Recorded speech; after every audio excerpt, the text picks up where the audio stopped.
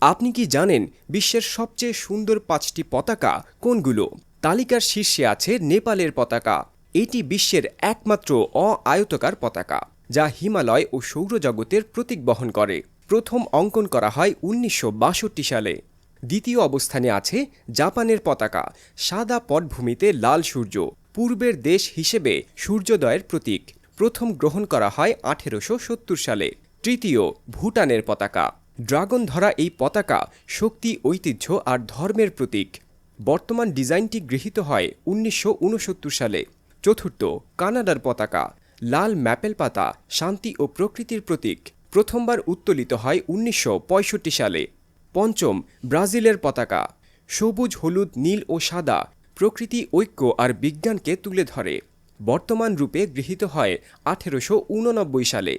এই পতাকাগুলো শুধু কাপড় নয়, এগুলো একটি জাতির আত্মা, ইতিহাস আর গর্ব বহন করে।